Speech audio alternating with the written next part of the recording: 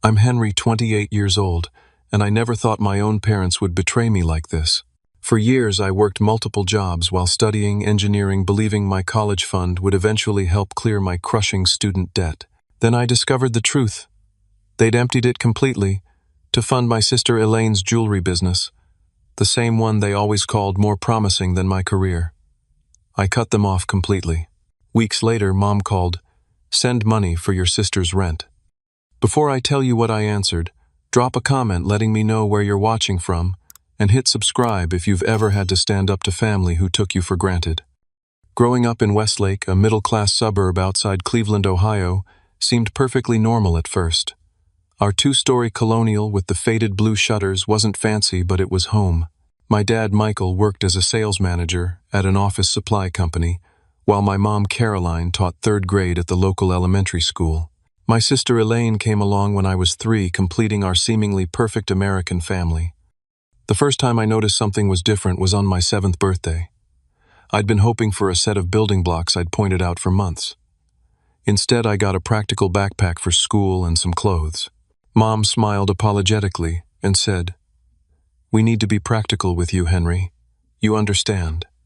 I nodded, not wanting to seem ungrateful. 2 months later, for Elaine's 4th birthday, they transformed our backyard into an enchanted garden, complete with a rented bounce house and a professional face painter. When I mentioned the difference, Dad ruffled my hair and said, "Your sister just gets so excited about these things. You were always more serious." This pattern continued through elementary school. My straight A's were met with quick nods and comments like, "That's what we expect from you, Henry." When Elaine brought home a B+ in art, they hung it on the refrigerator for months and took her out for ice cream to celebrate her artistic breakthrough. I started to understand my role in the family, the reliable one, the one who shouldn't need much attention. Despite this, my passion for engineering blossomed early. At 9, I dismantled and reassembled our broken toaster, beaming with pride when it worked again. Dad just frowned at the mess I'd made on the kitchen table. By 11, I was building complex structures with whatever materials I could find. Cardboard popsicle sticks, old electronics parts. My 6th grade science project, a working model of a hydraulic bridge, won first prize at the district science fair. My parents attended but left early because Elaine had a dance recital the same afternoon. Mrs. Donovan, my 7th grade science teacher, was the first adult who seemed truly impressed by my abilities. After class one day, she showed me a magazine about engineering innovations and said, "You have a gift, Henry. I can see you designing incredible things someday." Her words stayed with me, becoming a North Star when family recognition was scarce. When I turned 12, during a rare moment of parental focus, Dad mentioned something that would shape my future expectations. "We've started a college fund for you, Henry. If you keep those grades up, you'll have a good head start for engineering school." Mom nodded in agreement, adding, "Education is important. We're putting away a little each month." This promise became fundamental to my understanding of their love. They might not show it emotionally, but they were planning for my future. Throughout my teenage years, they regularly referenced this fund. "Can't afford those concert tickets, Henry. We're putting that money toward your education."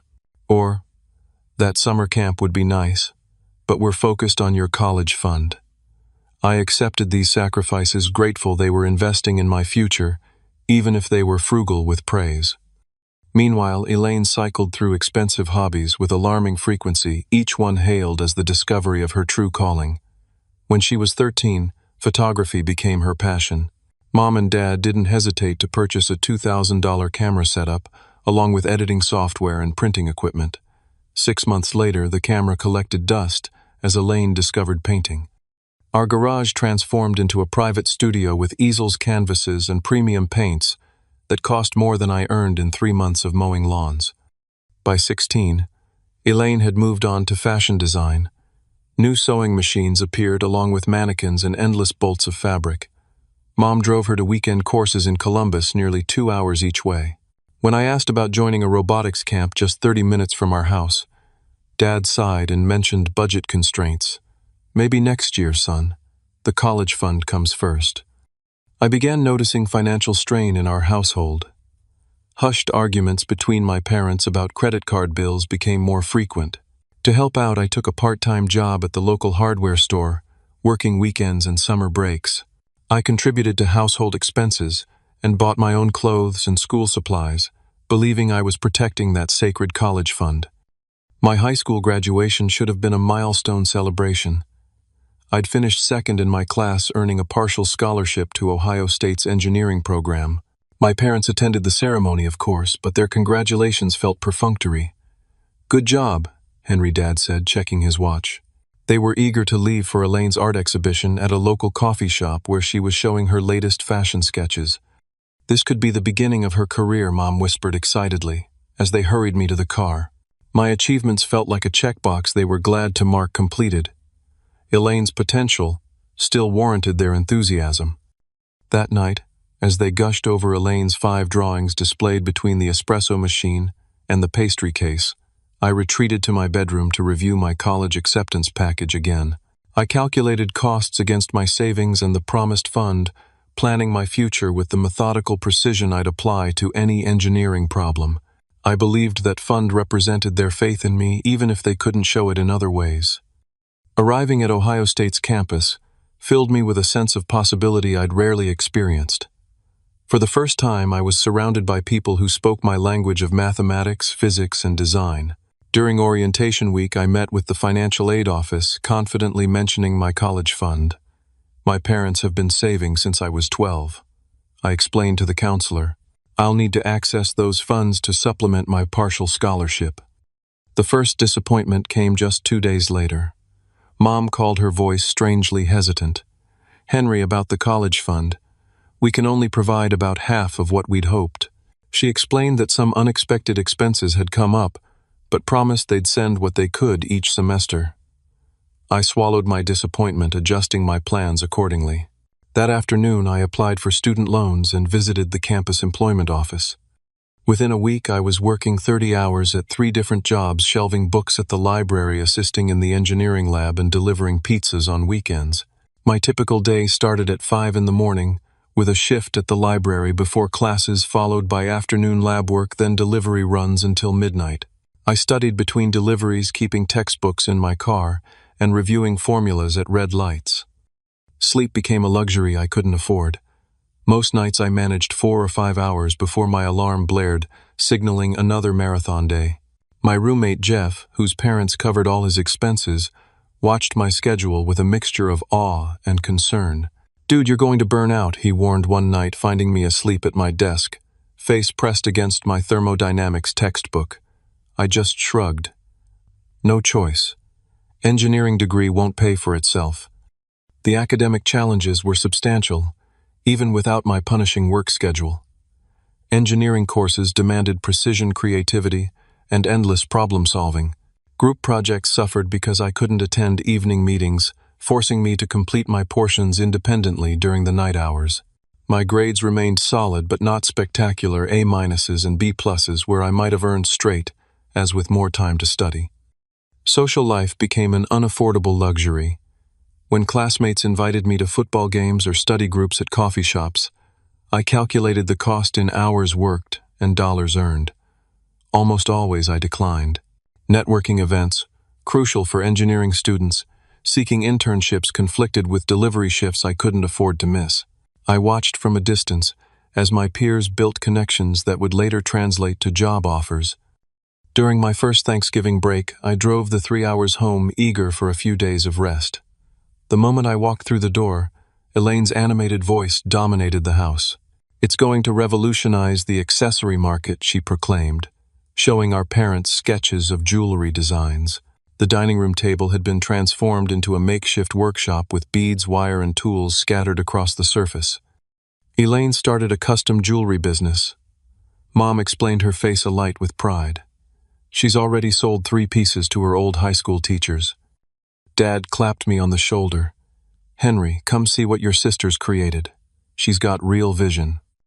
I set down my laundry bag. I'd brought clothes home to save on laundromat costs, and examined Elaine's work.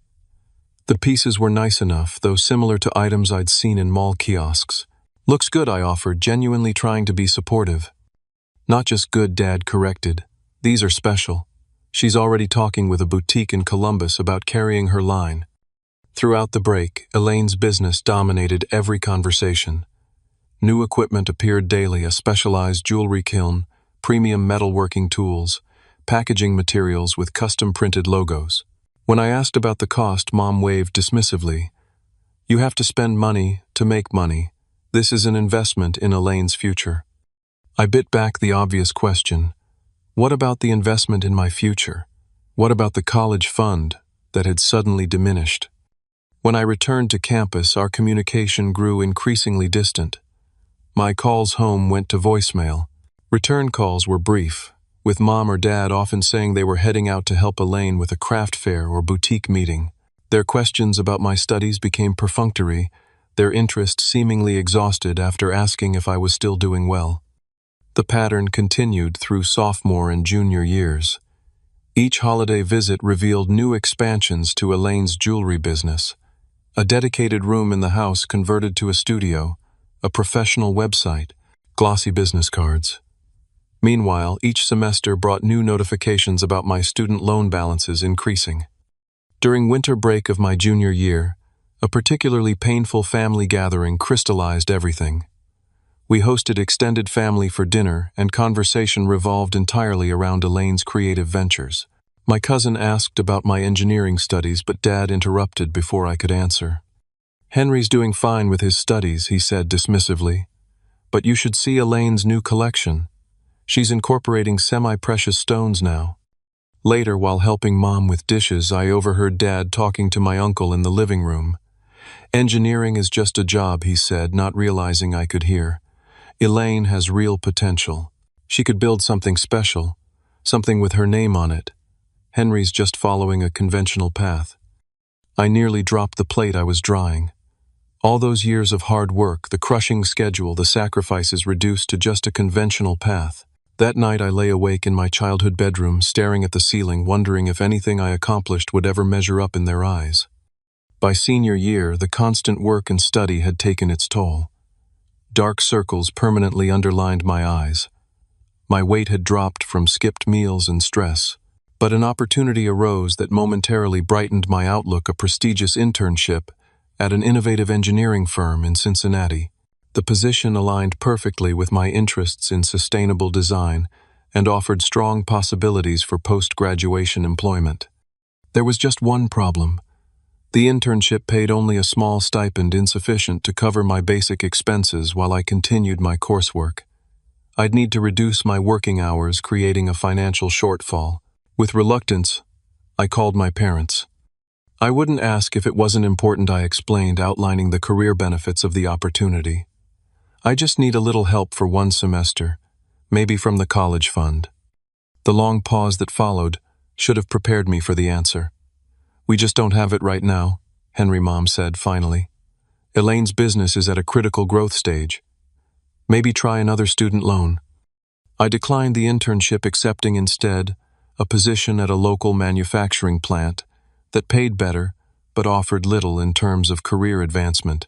The engineering world values those early prestigious connections, and I knew I was sacrificing future opportunities for immediate financial survival. Another compromise in a long line of them. Graduation day arrived with a strange mixture of pride and exhaustion. 4 years of relentless work had earned me a Bachelor of Science in Mechanical Engineering. The ceremony was scheduled for 10 in the morning, and I asked my family to arrive by 9 so we could take photos before I needed to line up with my class. At 9:45, I stood alone outside the auditorium, continuously checking my phone. Finally, a text from Mom: "Running late. Elaine needed to prepare for tomorrow's craft fair. Save us seats." I couldn't save seats at a graduation ceremony where students and families sat separately, but I didn't bother explaining this. By the time they arrived, rushing in at 10:20, I was already seated with my classmates. I caught a glimpse of them finding places in the back, just before the engineering graduates were called.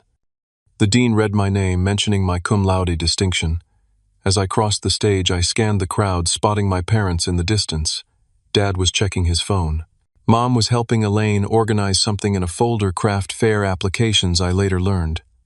My moment, 4 years in the making, registered as barely a blip in their attention. After the ceremony, we gathered briefly for photos. We need to head out soon, Dad mentioned, checking his watch. Elaine needs to finish preparing her displays for tomorrow. Actually, I said, summoning determination, I was hoping we could discuss my student loans. Now that I've graduated, I wanted to talk about using the remainder of the college fund to pay down some of the debt. My parents exchanged a look I couldn't quite interpret, something between guilt and alarm. Let's discuss this at home, Mom suggested. Not here. In their car on the way back to my apartment, an uncomfortable silence prevailed. I tried again. The interest is already accumulating. If we could apply the college fund now, it would save money in the long run. Dad cleared his throat. Henry, there's something we need to explain. My stomach tightened as we pulled into my apartment complex parking lot. Something in his tone triggered a warning in my mind. We sat in the parked car engine off the spring heat building in the enclosed space. The college fund, I prompted when neither of them spoke. Dad gripped the steering wheel, though we weren't moving. The situation is, well, the fund isn't currently available. What does that mean? Is it locked in some investment that needs to mature? Mom turned in her seat to face me. We had to make some family decisions, Henry. You were managing so well on your own with your jobs and your scholarship. What are you saying? I asked, though a sickening realization was already forming. Dad finally turned to face me. 2 years ago, we had to reallocate those resources. Elaine's business needed capital to expand. It was a family decision based on priorities at the time. The word reallocate hung in the air like poison gas. You spent my college fund on Elaine's jewelry business. My voice sounded distant to my own ears. It wasn't just spending, Mom said defensively. It was investing in the family's future. Elaine's business has such potential. You know how creative she is. My education didn't count as the family's future. The question came out barely above a whisper. You were already on your path, Dad explained, as if this clarified everything. Your degree was happening regardless. Elaine needed that boost to get established. We saw it as having more promising returns. More promising than me. The words weren't spoken aloud, but they might as well have been painted on a billboard. How much, I managed to ask. How much was in that fund before you? Reallocated it. Another uncomfortable exchange of glances. About $47,000, Dad finally admitted. We'd been saving since you were 12. The figure hit me like a physical blow. $47,000. Almost exactly the amount of student loan debt I was now carrying. The debt that would follow me for years, limiting my housing options, delaying any hope of building my own savings, hanging over every financial decision. When were you planning to tell me? I asked, my voice trembling despite my efforts to control it. We thought it might not be necessary, Mom said. You were handling everything so capably. So if I hadn't asked, you would have just let me believe the money was somehow still there. Let me keep thinking you were supporting my education while I worked myself to exhaustion. Dad's face hardened. You're being dramatic, Henry. We supported you in many ways. We're proud of what you've accomplished. Proud. You barely watched me accept my diploma today. That's unfair, Mom protested. We were there. We've always been there. Physically present isn't the same as being there, I countered.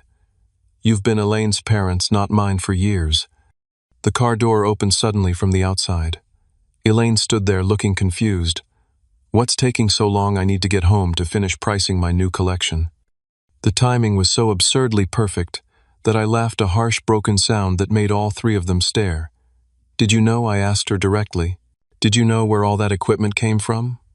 The website, the marketing materials, the supplies? Elaine's expression shifted from confusion to surprise, then quickly to defensiveness. They said they were investing in my business. There's nothing wrong with parents supporting their children's dreams. They weren't investing new money, I explained coldly. They were using the college fund they promised me. The money that was supposed to keep me from graduating with crushing debt. I didn't know it was your college money specifically, she stammered, looking to our parents for confirmation. But honestly, Henry, art careers are much harder to establish than engineering. You'll make 6 figures right away. I'm building something from scratch.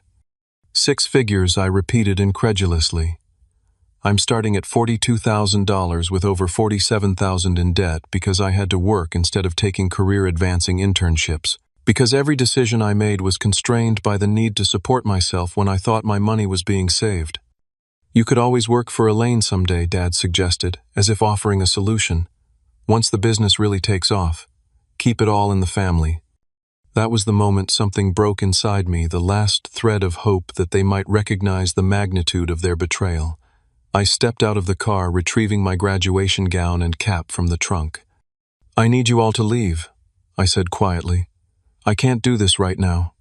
"Henry, don't be like this on your graduation day," Mom pleaded. "My graduation day was already ruined," I replied. "Please go."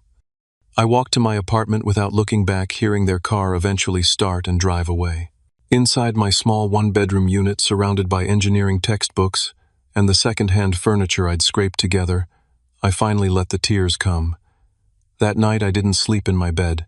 I sat on my balcony until dawn, watching the stars and wondering how the people who were supposed to love me most could have dismissed my future so completely. The weeks following graduation unfolded in a fog of betrayal and disbelief.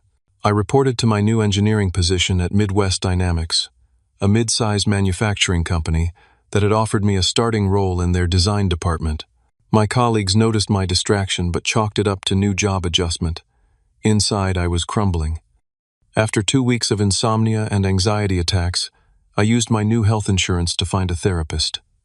Dr. Abrams, a calm woman with gray-streaked hair and penetrating eyes, listened to my story without interruption. "What you're describing is a profound breach of trust," she said when I finished. "Your reaction, the hurt, anger, sense of worthlessness, these are all normal responses to abnormal treatment." During our sessions, I calculated the actual financial impact of my parents' decision. The $47,000, if applied to my loans immediately after graduation, would have saved approximately $21,000 in interest over the standard 10-year repayment period. Beyond the money, the opportunity costs were incalculable. Prestigious internships declined, networking events, missed research projects abandoned due to work conflicts. My phone filled with voicemails and texts from my parents. Their approaches ranged from defensive justifications. "We did what seemed right at the time," to minimizing my feelings. "You're overreacting," to guilt trips. "After all, we've done for you." Not once did they acknowledge the magnitude of their betrayal or offer any form of restitution. 3 weeks after graduation, I agreed to a tense dinner at a neutral location, a restaurant halfway between my apartment and their house. The conversation quickly deteriorated. "We understand you're upset," Mom began, "but family means moving past disagreements." "This isn't a disagreement," I corrected. "You took something promised to me and gave it to Elaine. That's theft." Dad's face reddened. "We raised you better than to speak to us this way. Everything we've ever done was for this family." "Half this family," I countered. "The half that doesn't include me." "That's not fair," Henry, Mom protested. "We've always supported you." With what words? Because it certainly wasn't with actions or money. The dinner ended with no resolution, just a deeper divide. I drove home feeling no closure, only confirmation that they didn't truly grasp what they had done. Meanwhile, through mutual friends, I heard about Elaine's business continuing to struggle despite the substantial investment. Her new collection hadn't sold well at the craft fair. The boutique in Columbus had declined to carry her line, citing inconsistent quality. She had expanded too quickly, ordering materials in bulk before establishing demand. Yet my parents continued funneling resources to her failing venture. A friend who visited their house mentioned new packaging equipment in Elaine's studio. Another reported seeing Dad dropping off supplies on a weekday when he should have been at work. I made a deliberate decision to establish boundaries. I declined Sunday dinner invitations. I let calls go to voicemail, responding only with brief texts when necessary. I focused instead on building stability in my new life, establishing a budget that accommodated my hefty loan payments, forming connections with colleagues who might help advance my career, finding small moments of joy despite my financial constraints. The real breaking point came 2 months after graduation. My grandmother called, concerned about my absence from family functions. "Your parents seem stressed about money lately," she mentioned casually. "Your father's been helping me organize my finances, asking about my retirement accounts." A cold suspicion formed. After our call, I contacted my Uncle Robert, Dad's brother, and the family member I trusted most. What he revealed confirmed my worst fears. They took out a second mortgage on the house last year, he told me, reluctantly, and they've borrowed against your grandmother's retirement. It's all going into Elaine's business, but Robert, that business isn't making money. I've tried to tell them, but they won't listen. That evening, I composed a formal email to my parents. The message was clear: I would offer no financial support to them, or to Elaine now, or in the future. Their financial decisions were their own, but they could not expect me to rescue them from the consequences. Within hours, Elaine called furious. "How could you abandon the family like this? I just need a small loan to get through this rough patch. My next collection will change everything." I blocked her number after that call. Then I changed my own number entirely, sharing it only with trusted friends and colleagues. The guilt trips couldn't work if they couldn't reach me. Building a support system outside my family became essential to my healing. Jeff, my former roommate, had also taken a job in Columbus and became a regular presence in my life. My supervisor at work, Marcus, took an interest in my professional development, offering guidance that went beyond engineering problems. Slowly, I built connections with people who valued me for myself, not for what I could provide or sacrifice. I threw myself into my work with a focus that impressed my managers. While my peers spent evenings socializing, I took on additional projects, earning a reputation as dedicated and reliable. I enrolled in evening certification courses, expanding my qualifications despite my exhaustion. The familiar pattern of overwork was unhealthy, but it provided distraction from the pain and a path toward future security. 6 months after graduation, during a performance review, my supervisor noted my exceptional contributions, but expressed concern. "You're doing outstanding work, Henry, but you're going to burn out at this pace. Success isn't just about technical excellence, it's about sustainability." His words echoed my therapist's recent observations. Both were right. I was replacing one form of self-destruction with another. The child who had strived for parental approval had become a man striving for professional validation with the same desperate intensity. The realization prompted a shift in my approach, not working less, but working more intentionally, creating space for recovery and reflection. For the first time in my life, I began to measure my worth by my own standards, not by anyone else's recognition or approval. It was a fragile beginning, easily shaken by moments of doubt, but it was growth nonetheless. 8 months after graduation, news reached me through Sarah, a mutual friend from high school. She had visited a local craft market where Elaine had a booth. "It was kind of sad, Henry," she reported over coffee. "She was practically giving stuff away. Mentioned she's closing her studio space. There were 'everything must go' signs all over." Despite everything, a pang of sympathy surfaced. Elaine's dreams were collapsing, and regardless of the favoritism, she was still my sister. The person who had shared my childhood, who had once made me birthday cards with glitter that got everywhere, who had climbed into my bed during thunderstorms when we were small. Sarah continued providing details I hadn't asked for but couldn't help absorbing. "She's got some debt with suppliers, apparently. I overheard her talking to another vendor about payment plans for materials she'd already used." 2 weeks later, my cousin Michael called. We'd remained in contact despite my estrangement from the immediate family. "Thought you should know," he said awkwardly. Uncle Michael took a second job working nights at the warehouse. Aunt Caroline is substituting during her summer break instead of taking time off like usual.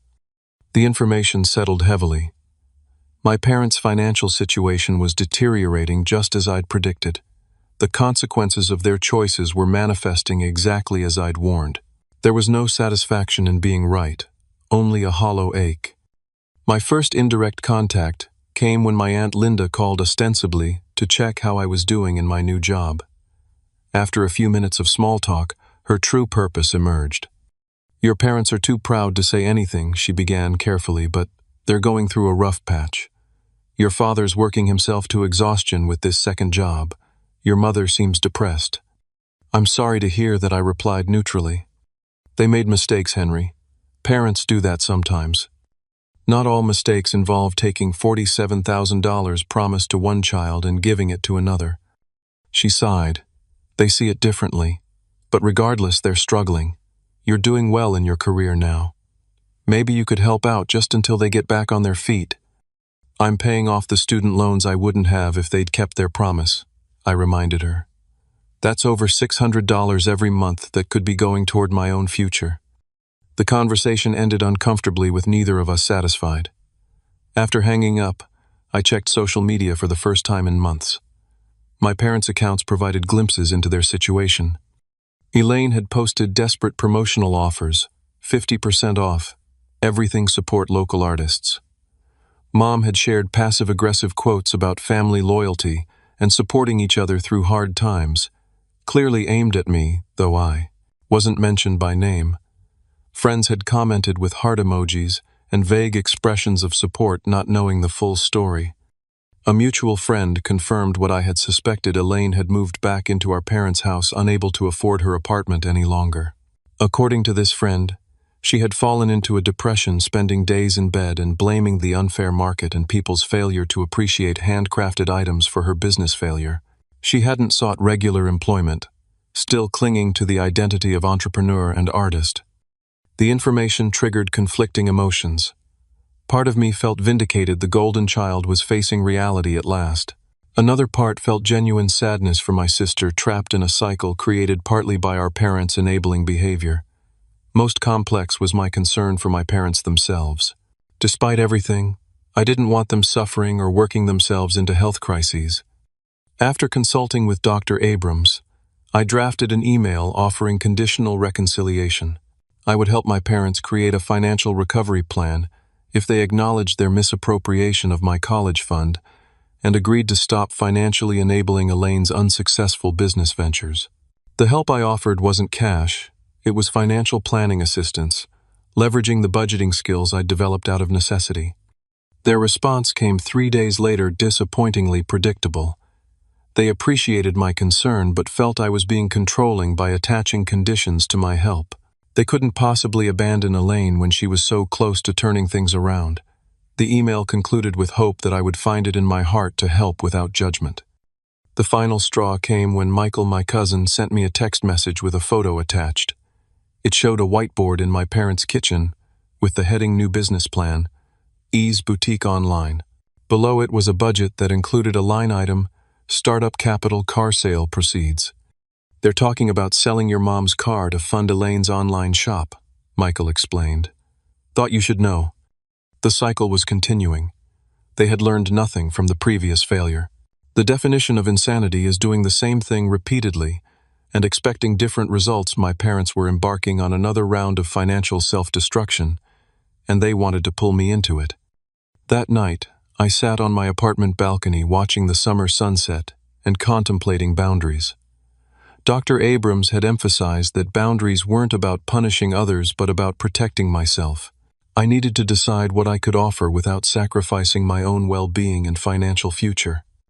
I drafted a new email, clearer and firmer than before. I would not contribute to any business ventures. I would not bail out failed enterprises. I would not enable the pattern that had already caused so much damage. However, I remained open to rebuilding personal relationships if they could respect these boundaries. I never received a direct response to this email. Instead, a week of silence followed, broken only when my phone rang with my mother's new number 1. I hadn't blocked because I hadn't seen it before. The phone vibrated on my coffee table, displaying a number I didn't recognize but with our hometown area code. Something told me who it might be. After 4 rings, I answered cautiously. Hello. Henry, it's Mom. Her voice sounded tired but had that familiar tone, the one she used when she needed something. I hope you're doing well. I'm okay, I replied, keeping my response neutral. How did you get this number? Your grandmother gave it to me. She was concerned about the family rift. A brief pause. We miss you at Sunday dinners. The small talk continued awkwardly for a few minutes, comments about the weather, a question about my job that didn't wait for a complete answer before moving on. I could sense her building towards something, gathering courage for the real purpose of her call. Henry, she finally said, her voice shifting to a more urgent tone. I'm calling because we have a situation. Elaine's landlord is threatening eviction. She needs to pay her back rent by the end of the week, or she'll lose her apartment. I thought she moved back home, I said, confused. She did, but she's still responsible for her apartment lease for another 3 months. She can't break it without paying the full amount. And we've done everything we can. Your father's working double shifts. I've taken extra substituting jobs. We've already borrowed from everyone willing to help. Her voice cracked slightly. We need $4,000 by Friday, or she loses her security deposit too. The directness of it was almost refreshing after months of manipulation and guilt. So you're asking me to send money for Elaine's rent? Just this once, she pleaded. Just to get her through this rough patch until the online store launches. I took a deep breath, centering myself before responding. Mom, what happened to my college fund? The question clearly caught her off guard. What, Henry, this isn't about that. This is an emergency situation. It's directly related, I insisted calmly. What happened to the $47,000 that was supposed to help me graduate without crushing debt? We've been through this, she said, frustration edging into her voice. We made a family decision based on the circumstances at the time. No, you and Dad made a decision. Elaine benefited. I was never consulted despite being the one most affected. I kept my tone even. Now I'm making a decision based on my circumstances. Why isn't Elaine working regular jobs like I did throughout college? She's an artist, Henry. She can't just take any job. She needs time to create. I worked 30 hours a week while completing an engineering degree, I reminded her. It nearly broke me, but I did it because I had to. Why is she different? Don't be ridiculous. That's totally different. Explain how it's different? Mom's voice rose. You're being deliberately difficult. Your sister needs help. And I needed help for 4 years, I countered. Where was this urgency then? I heard movement on her end of the line. Then Dad's voice came on the phone. Henry, this isn't the time for rehashing old grievances. Elaine is facing homelessness. As her brother, you have a responsibility. My responsibility was depleted when you took my college fund, I replied. Did you calculate my student loan interest when you made your family decision? I'll be paying an extra $21,000 because of what you did. Nobody told you to take out those loans. Dad's voice had that familiar defensive edge. You could have gone to community college or taken more time to finish your degree. Nobody told me the money promised for my education had been reallocated either. In the background, I heard Elaine's voice, apparently listening on speakerphone. Just tell him I'll pay him back when my online store takes off. She sounded tearful but entitled. He has a good job, he can afford it. I have a good job that pays $42,000 a year, I stated flatly. After taxes and loan payments, I'm left with barely enough for rent and basic expenses. I drive a 15-year-old car that breaks down monthly. I haven't taken a vacation since college. Where exactly do you think this $4,000 would come from? You must have savings, Mom suggested. My savings account has $900 in it. That's my emergency fund for when my car finally dies completely. The Wilsons next door offered to help, Mom added, switching tactics. People who aren't even family are willing to step up, but our own son refuses. That statement clarified everything about their perspective. They viewed my refusal as a moral failure rather than a boundary. They didn't see their actions as the original breach of trust. In their narrative, I was the villain, not the victim. I have a counterproposal, I said, surprising myself with the clarity that suddenly emerged. I've calculated that the college fund with interest would have saved me $68,000 total. If you're serious about rebuilding our relationship, start with a payment plan to restore what was taken. The silence that followed was profound. Finally, Dad spoke, his voice cold. I can't believe you're keeping score like this. This isn't how family works. It's exactly how you taught me family works, I replied. You assigned different values to your children. You invested in one and exploited the other. Now you're seeing the returns on those investments. This is ridiculous, Mom cut in. We're not going to be treated like debtors by our own son. But you're comfortable treating me like your personal bank after breaking your promises. After everything we've done for you, Dad began. I cut him off. What you've done is show me exactly where I stand. I won't be sending money for Elaine's rent, or her business, or any other financial emergency. What I will do is offer Elaine a referral to my company's HR department. We have entry-level positions that pay well with benefits. She'd have to work regular hours like everyone else, but it would solve her financial problems. She's an artist, Mom protested again. She can be an artist on evenings and weekends, just like I was a student while working full-time. I paused, then delivered my final position. Those are my terms. Help finding legitimate employment, not cash handouts. And any future relationship depends on acknowledgement of what happened with my college fund. You've changed, Henry, Dad said quietly. You've become cold. I've become clear, I corrected. There's a difference. The call ended shortly after with no resolution. I sat in my apartment surprisingly calm despite the confrontation. For the first time since discovering the truth about the college fund, I felt completely certain about my position.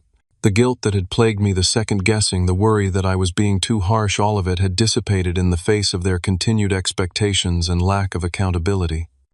That night I slept better than I had in months, unburdened by the weight of impossible expectations and one-sided obligation. 3 days after the confrontation call, a knock on my apartment door startled me. I wasn't expecting anyone, and few people knew my address.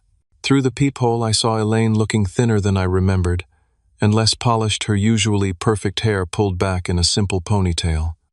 My first instinct was to pretend I wasn't home, but something made me open the door. We stared at each other for a long moment, siblings who had become strangers. "Can I come in?" she asked, finally. Against my better judgment, I stepped aside. She entered cautiously, taking in my modest apartment with a glance that seemed more curious than judgmental. "If you're here about money, the answer hasn't changed," I said, closing the door. She shook her head. "I'm not here for money, at least not directly." She sat on my couch without being invited. "I'm here because I'm angry with you." This wasn't what I expected. "You're angry with me?" "Yes, you've abandoned the family when we need you most. You've become cold and calculating. You're not the brother I grew up with." My temper flared. "Did you come all this way just to attack me? Because I can show you to the door right now." "No, wait," she said quickly, her anger visibly deflating. "That came out wrong. I don't understand why you won't help us." I took a seat across from her. "Did Mom and Dad ever tell you exactly where the money for your business came from?" She looked down at her hands. "They said they were investing in me." "That wasn't their money to invest. It was mine. Money promised for my education since I was 12. They said it was a family decision." "A decision made without consulting the family member most affected," I interrupted. "Did you know I worked 30 hours a week throughout college? Did you know I turned down career opportunities because I couldn't afford to take them? Did you know I graduated with nearly $50,000 in debt that will take me at least 10 years to repay?" She was silent for a moment, then whispered, "I knew some of it, not all." "When did you find out about the college fund?" She wouldn't meet my eyes. "Last year, I overheard Dad talking to Mom about whether they should tell you. Mom thought you never needed to know since you were managing fine on your own." The admission hung in the air between us. She had known and said nothing. "I should have said something," she continued, surprising me. I felt guilty, but by then the money was gone, spent on equipment that isn't worth half what we paid a website. Nobody visits materials I couldn't use effectively. Her composure cracked, and suddenly she was sobbing. "I've failed at the one thing they believed in, and now we're all paying for it."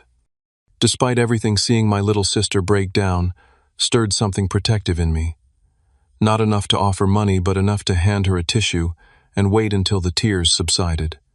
"I was jealous of you growing up," she said, eventually wiping her eyes. "You always knew exactly what you wanted. You were so smart, so focused. Mom and Dad expected me to be like you, but when I couldn't, they overcompensated. They threw money and praise at everything I attempted, hoping something would stick. This perspective had never occurred to me. They made it pretty clear they thought you were the one with real potential." She laughed bitterly. "They lied to both of us then. They told me I was special while panicking that I'd never be as capable as you. She looked around my apartment again. Even with everything they did to hold you back, look at you employed independent building a life. Meanwhile, I'm 25 and moving back to my childhood bedroom, with nothing to show for all their investment except debt and unsold inventory. We talked for hours that afternoon, clearing away years of misunderstanding and resentment. Elaine admitted she'd enjoyed being the favorite, but recognized now how hollow that favoritism had been, setting her up for failure by insulating her from real-world consequences and honest feedback. I acknowledged that I'd been so focused on my own hurt that I hadn't considered how the dysfunctional family dynamics had damaged her too, just differently. "What are you going to do now?" I asked as evening approached. She sighed. "I don't know. The landlord agreed to a payment plan, so at least I'm not being evicted immediately. But long-term, I'm out of ideas." "My offer stands," I said. "Not cash, but I can help you find a real job, something stable while you figure things out." To my surprise, she nodded. "I think I'm ready for that. The constant pressure to make the business succeed to justify Mom and Dad's faith in me, it's been crushing. Maybe a regular job with regular hours would actually give me more freedom in a way." The next day, I brought her resume to our HR department. They had an administrative position, open, not glamorous, but steady, with health benefits and growth potential. Elaine interviewed the following week and was hired starting immediately. A month passed before I heard from my parents again. My father called on a Sunday afternoon, his voice lacking its usual confidence. "Elaine says she's working at your company now," he began awkwardly. "In a different department, but yes. She seems better, more focused." He cleared his throat. "She told us everything you two talked about how she felt growing up, about the pressure, about knowing the college fund had been used for her business." I stayed silent, waiting. "I've been thinking about what you said about the interest on your loans." His voice grew quieter. "I don't think your mother and I fully understood the impact of our decision. It wasn't a complete acknowledgement, but it was something. It's affected every aspect of my adult life," I said simply. "I can see that now." A long pause. "I can't repay it all at once. I don't know if we can ever repay it fully, but I'd like to start. Would you be open to meeting to discuss how we might begin to make amends?" 2 weeks later, a thick envelope arrived in my mailbox. Inside was a handwritten letter from my mother, 6 pages of reflection, regret, and request for forgiveness. She wrote about her own insecurities as a parent, about misplaced priorities, about the gradual recognition that their investment strategy had harmed both their children in different ways. The letter wasn't perfect. There were still moments of justification and minimization, but underneath was something I hadn't expected: genuine remorse. Also in the envelope was a check for $2,000, not life-changing but significant, given their financial situation, and a note promising similar payments quarterly, until they had made meaningful progress toward the meaningful progress. Restoration. The healing process was slow and imperfect. 6 months after our first conversation, Elaine had been promoted at work and had moved into her own apartment, a more modest one than before, with rent she could actually afford. She still created jewelry, but as a genuine hobby rather than a desperate bid for identity and parental approval. The pressure removed, she found she actually enjoyed the creative process again. My parents scaled back their lifestyle, finally facing financial reality instead of chasing the next business breakthrough. Dad retired from his second job, focusing on rebuilding his health after months of exhaustion. Mom started teaching full-time again rather than just substituting, providing more stable income. They made small but consistent payments toward my loans as promised. 1 year after the confrontation call, we gathered for dinner at a restaurant neutral territory. The conversation wasn't entirely comfortable, but it was honest. We discussed boundaries, expectations, and the ongoing work of rebuilding trust. My parents slipped occasionally into old patterns, but now caught themselves or accepted gentle correction. Through therapy and reflection, I'd come to understand that my worth wasn't determined by their validation or approval. The child who had desperately sought recognition through achievement had become a man who found satisfaction in his own definition of success. I learned that forgiveness didn't require forgetting that boundaries weren't punishment, and that love could coexist with accountability. My relationship with Elaine transformed most dramatically. The artificial competition manufactured by our parents dissolved, allowing us to discover authentic connection as adults. We weren't best friends, but we were allies in healing from a shared dysfunctional past. The most profound lesson was that true family isn't about unconditional financial support or obligation. It's about mutual respect, honesty, and the courage to hold one another accountable. Love that enables harmful patterns isn't love at all, but fear disguised as generosity. Standing firm on my boundaries wasn't selfish. It was the only way to break the cycle that had damaged all of us. My story isn't about revenge or abandonment. It's about finding the strength to say, I matter too. My dreams matter. My future matters.